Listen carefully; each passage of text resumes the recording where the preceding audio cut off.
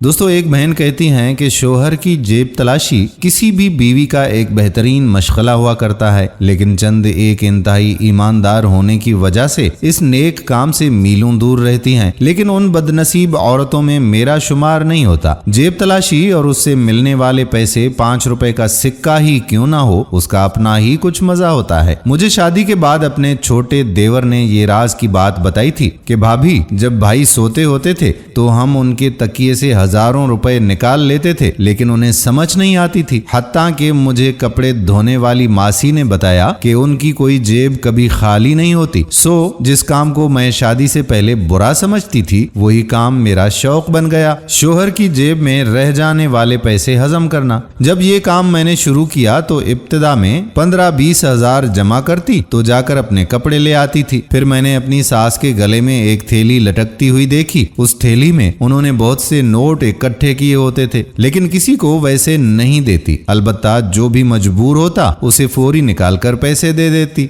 हमारे घर में बेजी के पैसों वाली थैली मशहूर थी। एक साल बाद मुझे ख्याल आया कि पैसे इकट्ठे करके जो कपड़े लेती हूँ ये फजूल हैं, क्योंकि मेरे शोहर जो कपड़े मुझे लेकर देते थे वो कीमती और महंगे होते थे और मेरे जिस्म पर जचते भी बहुत अच्छे थे। जो कपड़े मैं खुद लेती इतनी मेहनत के बावजूद मुझे जचते नहीं थे। एक तो अपनी सास को तकलीफ देती, उनके साथ बाजार जाती, दूसरा हम दोनों खरीदारी अच्छी ना करते।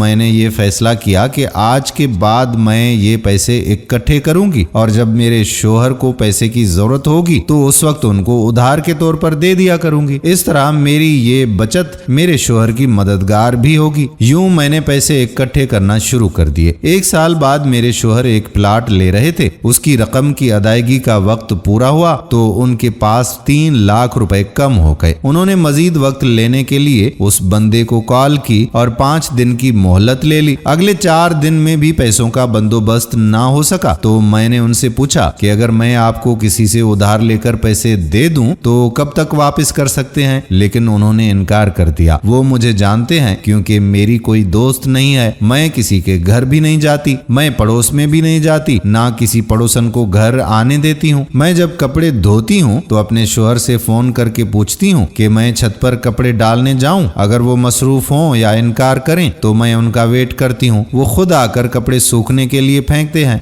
ऐसी एक अपाहज औरत जो हर काम में शोहर की मोहताज हो, उसका शोहर उससे कैसे तवक्को कर सकता है कि वो किसी से 3 लाख रुपए उधार लाएगी। मैंने घबराते हुए फिर पूछा कि पैसों का बंदोबस्त मैं करूं, और दोबारा मनफी में सर हिलाया और मोबाइल को गौर से देख रहे थे।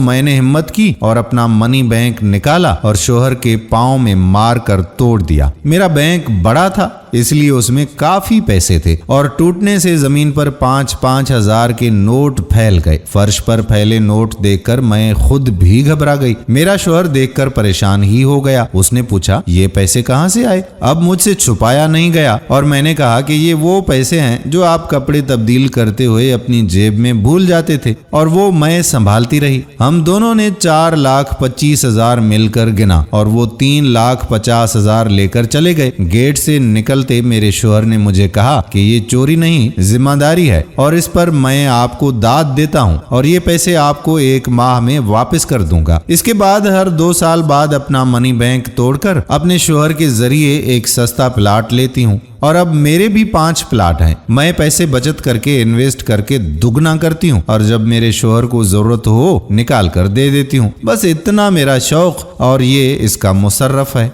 दोस्तों, हम उम्मीद करते हैं कि हमारी ये वीडियो आपको जरूर पसंद आई होगी और हमारी भाभियों को तो जरूर दिखाएंगे। आने वाली वीडियो तक आपका अपना मेजबान कादिर बख्श कल्होड़ो आपसे इजाजत चाहता है। अपनी दुआओं में याद रखिएगा। अल्लाह हाफिज।